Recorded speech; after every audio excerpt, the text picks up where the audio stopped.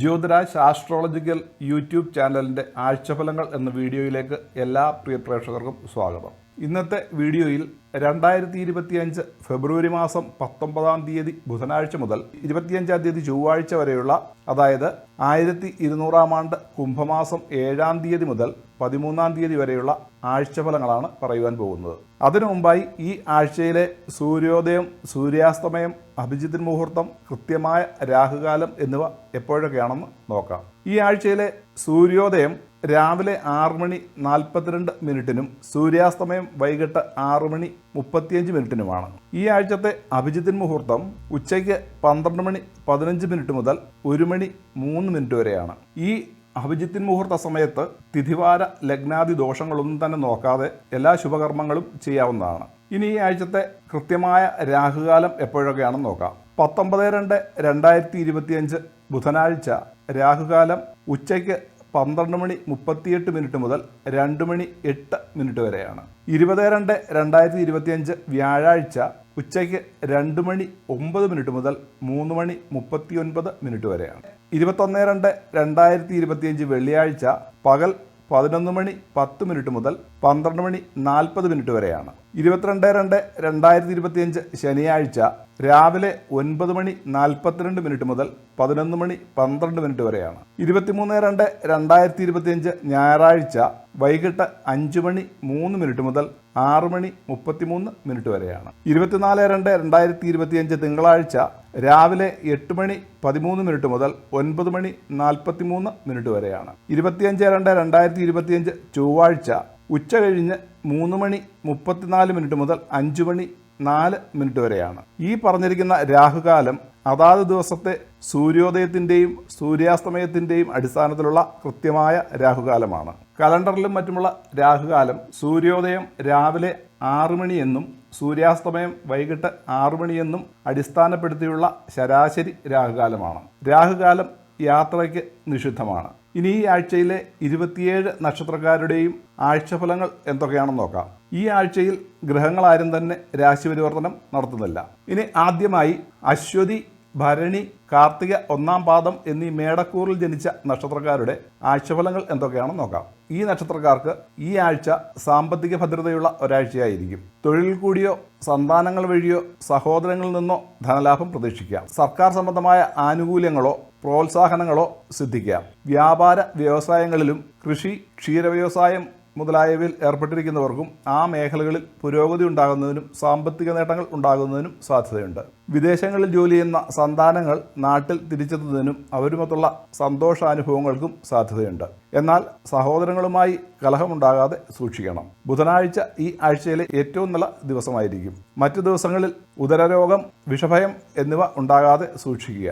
രണ്ടാമതായി കാർത്തിക 2, 3, 4 പാദങ്ങൾ, രോഹിണി, മകയിരം 1, 2 പാദങ്ങൾ എന്നീ ഇടവക്കൂറിൽ ജനിച്ച നക്ഷത്രക്കാർക്ക് ഈ ആഴ്ച തൊഴിൽപരമായി നല്ലൊരു ആഴ്ചയാണ്. തൊഴിലിൽ നിന്നുമുള്ള ധനലാഭത്തിനും പുതിയ പ്രവർത്തനങ്ങൾ തുടങ്ങുന്നതിനും സ്ത്രീസുഖത്തിനും ബന്ധുജനങ്ങൾ മൂലമുണ്ടാകാവുന്ന സുഖാനുഭവങ്ങൾക്കും സാധ്യതയുണ്ട്.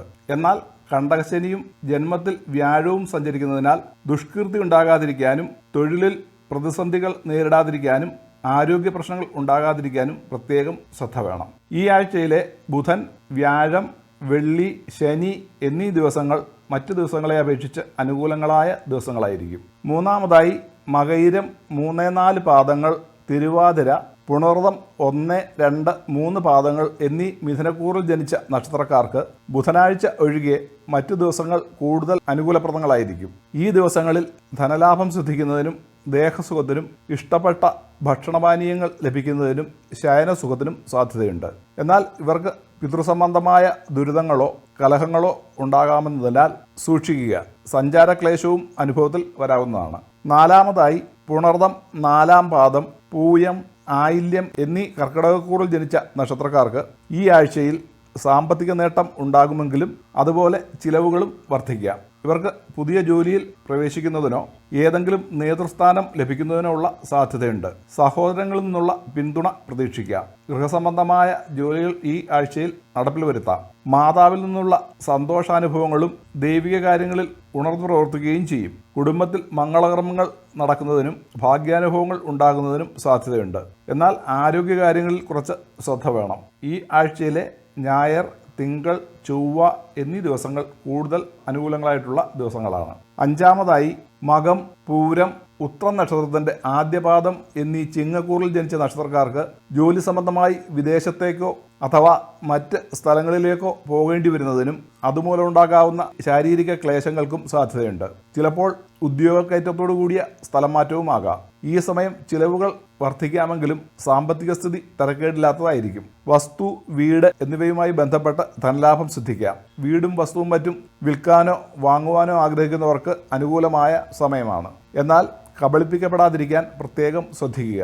കളത്രവുമായി ചിലപ്പോൾ അകന്ന് നിൽക്കുന്നതിനോ കലഹമുണ്ടാകുന്നതിനോ സാധ്യതയുണ്ട്. ബുധനാഴ്ച ഈ ആഴ്ചയിലെ ഏറ്റവും നല്ല ദിവസമായിരിക്കും. ആറാമതായി ഉത്രം നക്ഷത്രം 2, 3, 4 പാദങ്ങൾ, അത്തം, ചിത്തിര 1, 2 പാദങ്ങൾ എന്നീ കന്നിക്കൂറിൽ ജനിച്ച നക്ഷത്രക്കാർക്ക് ഈ ആഴ്ച പൊതുവെ നല്ലൊരു ആഴ്ചയായിരിക്കും. കളത്രത്തിൽ നിന്നോ അഥവാ മാതൃകുടുംബത്തിൽ നിന്നോ ഭാഗ്യാനുഭവങ്ങൾ ഉണ്ടാകാം. ഗൃഹസംബന്ധമായ ജോലികൾക്ക് തുടക്കം കുറിക്കുവാൻ സാധ്യതയുണ്ട്.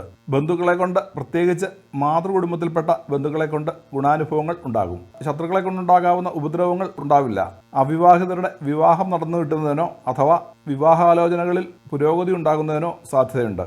ആരോഗ്യം തൃപ്തികരമായിരിക്കും. തീർത്ഥാടനത്തിനോ ഉത്സവാദികളിൽ പങ്കെടുക്കുന്നതിനുള്ള സാധ്യതയുണ്ട്. വ്യാഴം, വെള്ളി, ശനി എന്നീ ദിവസങ്ങൾ മറ്റു ദിവസങ്ങളെ അപേക്ഷിച്ച് കൂടുതൽ നല്ല ദിവസങ്ങളായിരിക്കും. ഏഴാമതായി ചിത്തിര 3, 4 പാദങ്ങൾ, ചോതി, വിശാഖം 1, 2, 3 പാദങ്ങൾ എന്നീ തുലാക്കൂറിൽ ജനിച്ച നക്ഷത്രക്കാർക്ക് ബുധൻ, ഞായർ, തിങ്കൾ, ചൊവ്വ എന്നീ ദിവസങ്ങൾ ഈ ആഴ്ചയിലെ മറ്റു ദിവസങ്ങളെ അപേക്ഷിച്ച് നല്ല ദിവസങ്ങളായിരിക്കും. ഈ ദിവസങ്ങളിൽ ചെറിയ തോതിലുള്ള ധനലാഭം ഉണ്ടാകുന്നതിനും ഇഷ്ട ഭക്ഷണങ്ങളും പുത്തൻ വസ്ത്രങ്ങളും ലഭിക്കുന്നതിനും സ്ത്രീസുഖത്തിനും സാധ്യതയുണ്ട്.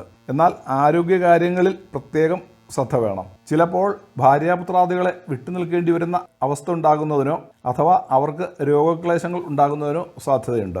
എട്ടാമതായി വിശാഖം നക്ഷത്രം 4-ാം പാദം, അനിഴം, തൃക്കേട്ട എന്നീ വൃശ്ചികക്കൂറിൽ ജനിച്ച നക്ഷത്രക്കാർക്ക് ഈ ആഴ്ച സാമ്പത്തിക നേട്ടങ്ങൾ ഉണ്ടാകാവുന്ന ആഴ്ചയാണ്. ഭാര്യ അഥവാ ഭർത്താവിൽ നിന്നോ സന്താനങ്ങളിൽ നിന്നോ സാമ്പത്തിക ലാഭം ഉണ്ടാകാം.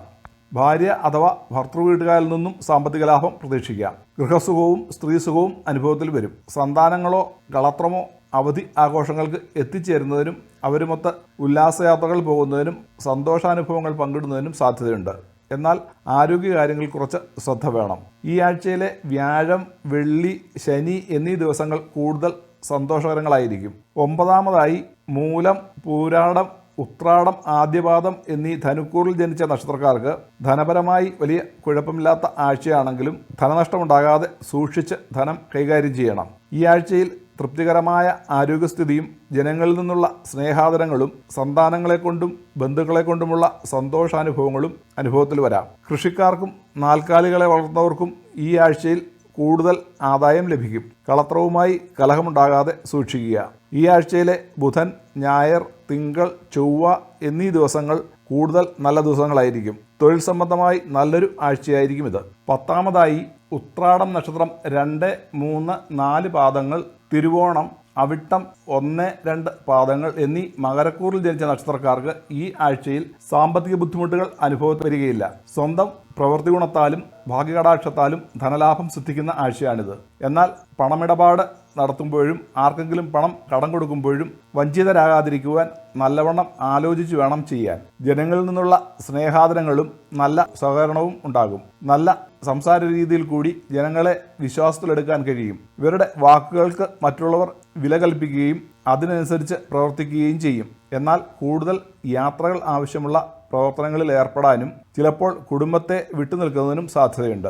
അതുപോലെ കുടുംബകലഹം ഉണ്ടാകാതെയും സൂക്ഷിക്കണം. ഈ ആഴ്ചയിലെ ബുധൻ, വ്യാഴം, വെള്ളി, ശനി എന്നീ ദിവസങ്ങളിൽ കൂടുതൽ അനുകൂല ഫലങ്ങൾ ലഭിക്കും.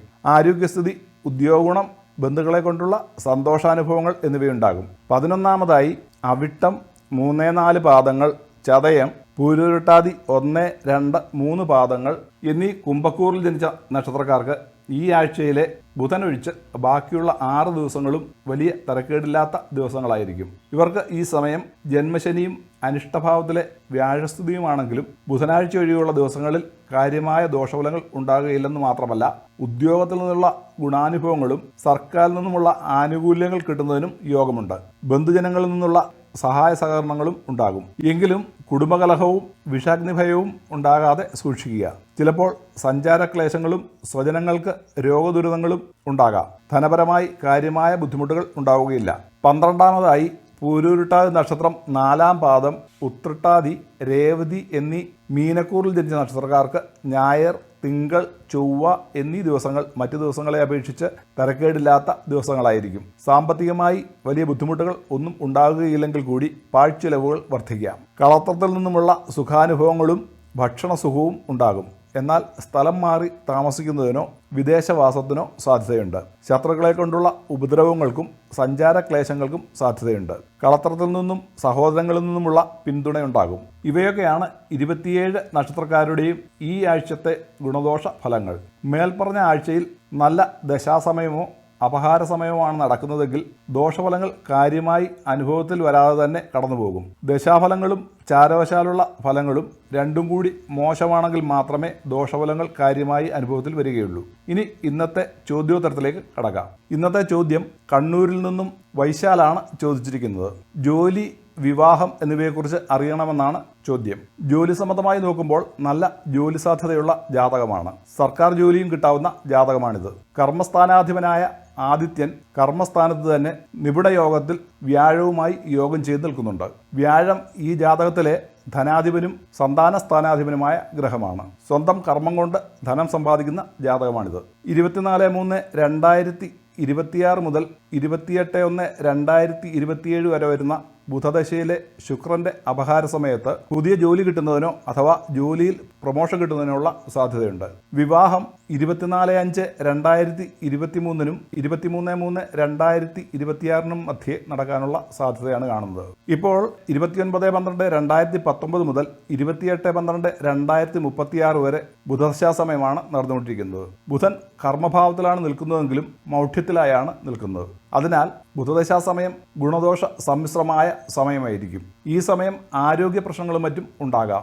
അതിനാൽ ബുധനാഴ്ച ദിവസം ശ്രീകൃഷ്ണസ്വാമി ക്ഷേത്രത്തിലോ ശ്രീരാമസ്വാമി ക്ഷേത്രത്തിലോ ദർശനം നടത്തി വഴിപാടുകൾ കഴിച്ച് ഭക്തിപൂർവ്വം പ്രാർത്ഥിക്കുക. ആദിത്യൻ, ബുധൻ എന്നിവരുടെ കീർത്തനങ്ങൾ നിത്യവും ജപിക്കുന്നത് നല്ലതായിരിക്കും. അപ്പോൾ ഇന്ന് ഈ വീഡിയോ ഇവിടെ നിർത്തുന്നു. ഈ വീഡിയോ ഇഷ്ടമായാൽ ലൈക്ക് ചെയ്യുവാനും ഈ ചാനൽ സബ്സ്ക്രൈബ് ചെയ്തിട്ടില്ല എങ്കിൽ സബ്സ്ക്രൈബ് ചെയ്യുവാനും ഇനിയിടുന്ന വീഡിയോകളുടെ മുന്നറിയിപ്പ് കിട്ടുന്നതിന് വേണ്ടി ബെല്ലൈക്കൺ അമർത്തുവാനും മറക്കരുത്.